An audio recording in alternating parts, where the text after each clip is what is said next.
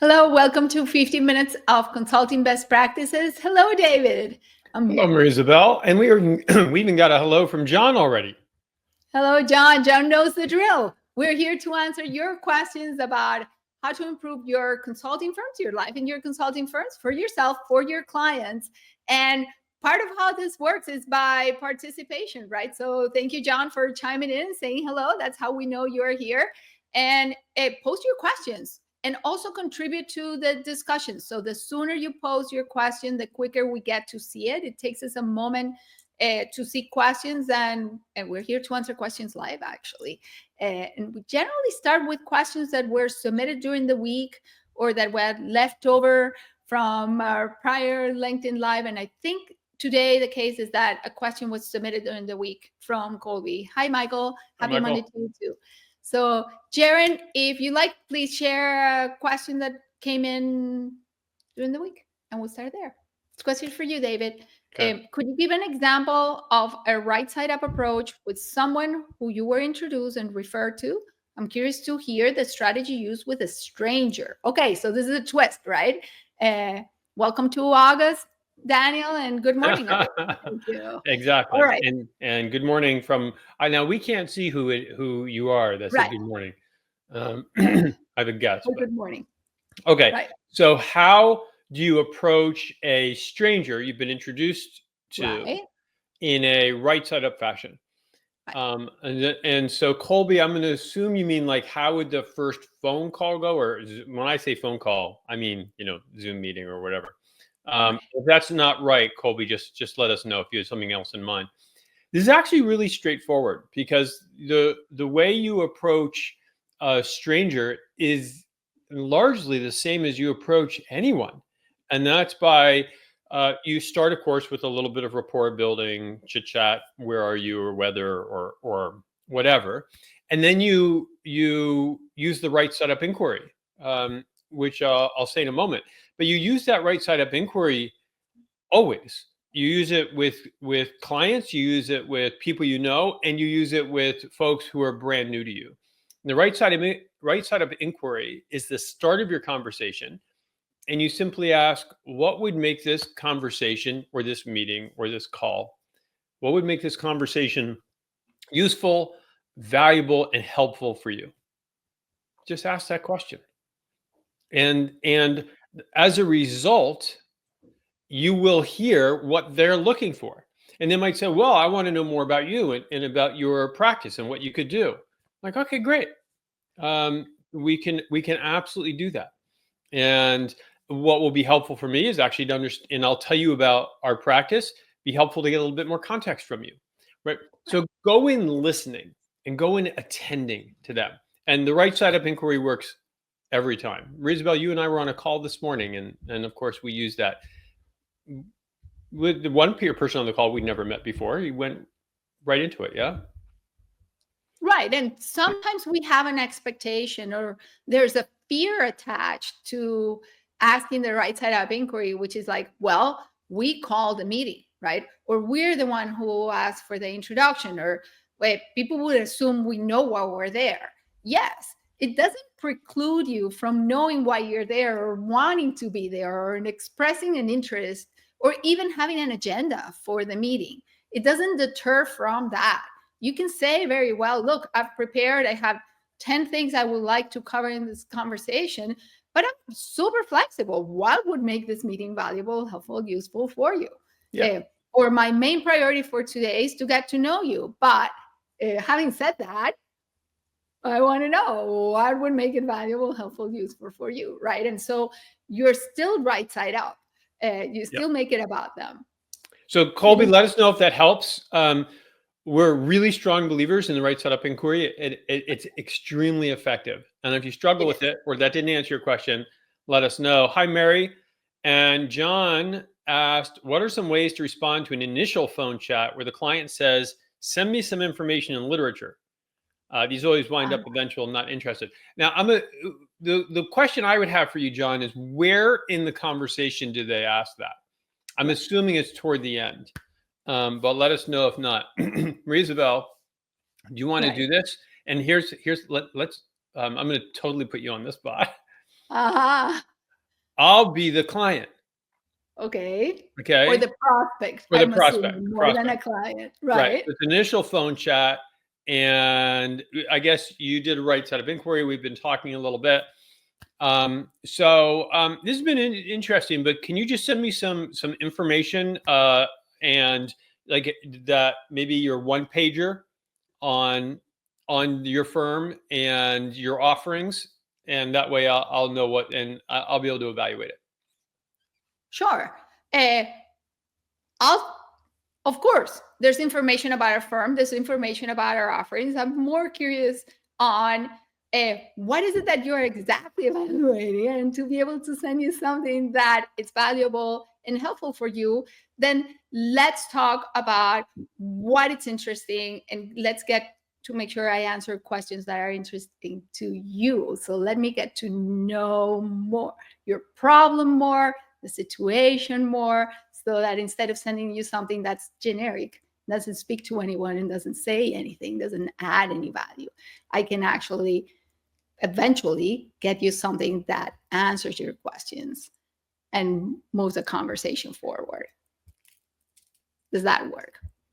That's one way of approaching that. David, what would you have said if I were the client and I would have asked that question? I would have said the same thing. We're different people. Everybody knows, and all our clients know we're very different. But the philosophy is the same. Yeah, John, if you've had some discussion, if it's a new person and they're saying, well, can you send me something? I would say what Marie-Isabel said. Yeah, we can, but I don't know how valuable it would be at this point, because what we should do is let's schedule another conversation. It seems like you've got a challenge. This is the kind of challenge we work on. Let's schedule what we call a context discussion. And that way, I'll be able to better understand what it is you're trying to do. This is exactly what Marie-Isabel said. And then can send you information that's much more relevant, much more germane, rather than some generic piece. Yeah. So you and I are in the exact same camp, only I got to listen to you first rather than putting you on the spot. All right. Anyone, Mary or Dan, anybody have other questions, or should we go back to the bag? Sorry, go on. David, there's one twist to the question John asked, which we often get asked when we work with our clients, right? Which is some of our clients have standardized offerings, right?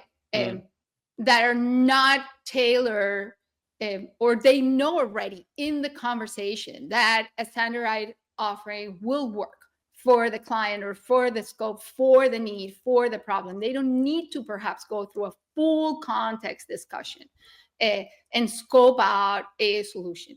In that case, John, there's still an element of you to do a little bit of context, enough so that you can reflect back your understanding of the situation.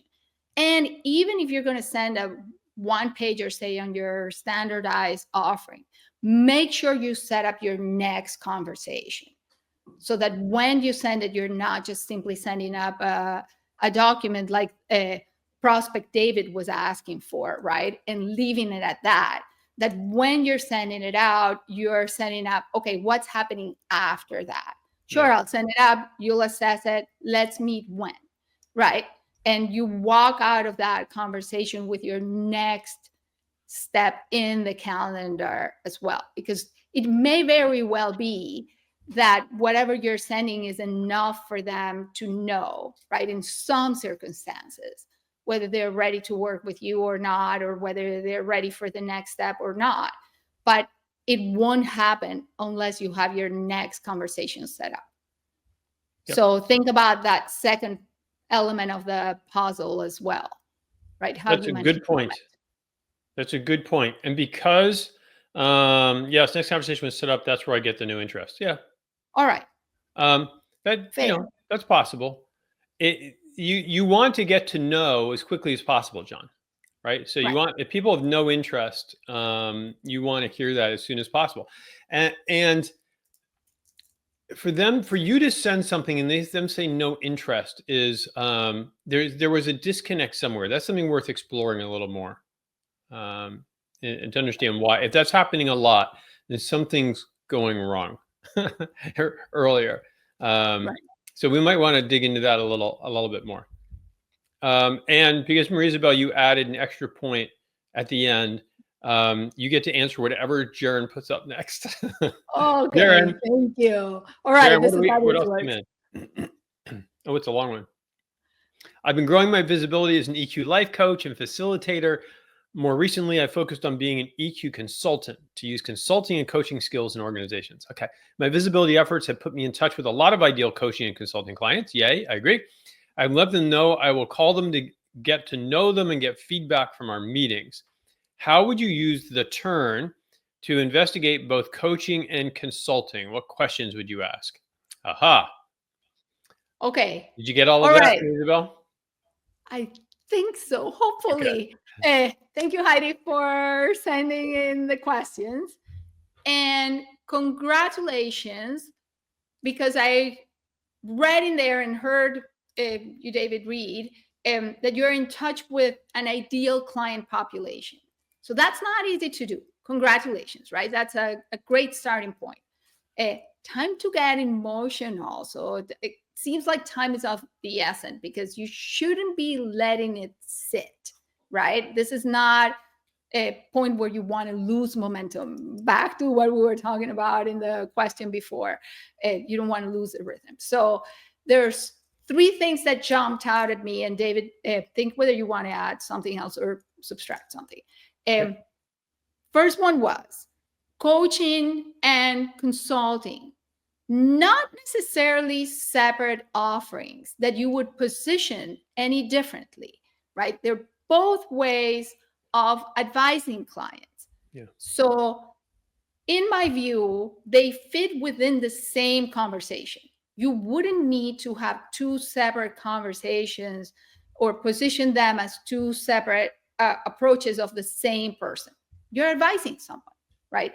You may have both of them even in the same proposal as part of your alternatives. So first kind of reframe from you, think about it, think how it fits within your framing.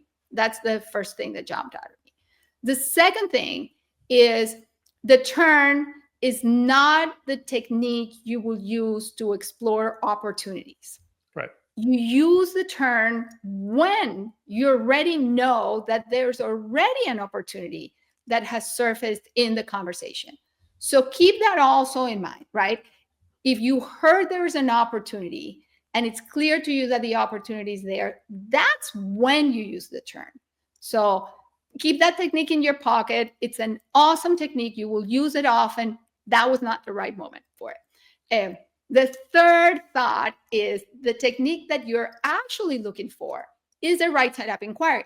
So if you look at the beginning of the 15 minutes we're having today, David explained what the right-side-up inquiry is and how you would use it. That's the technique you want to use. That's the technique that gets you into the conversation. And now you're exploring what's important, what's helpful, what's valuable for them. So keep those 3 things in mind where you're thinking about how you get into conversations, how do you position yourself, how do you position your business. Those are the 3 things that came up for me. David, how about you? Yeah, no, that was exactly right. I think sometimes the coaching versus consulting, I know coaches believe there's a huge difference. I think it's a false dichotomy. You can do both, is exactly as Marie Isabel said.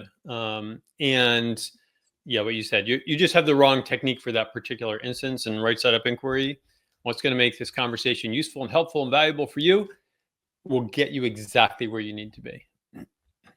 All right. So, and Josh, you asked a question and there's a really, really straightforward answer, which we're going to give you next Monday.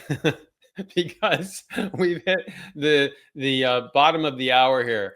So Josh, come back next weekend. I promise we will answer your question first. And thank you for spending 15 minutes with us, to all of you who have come. And for those of you who are watching on replay, if there's anything that you want to go back and listen to, like maybe you want to hear me explain the right-side-up inquiry, just save it. I think you can save it, and that way it's available for you.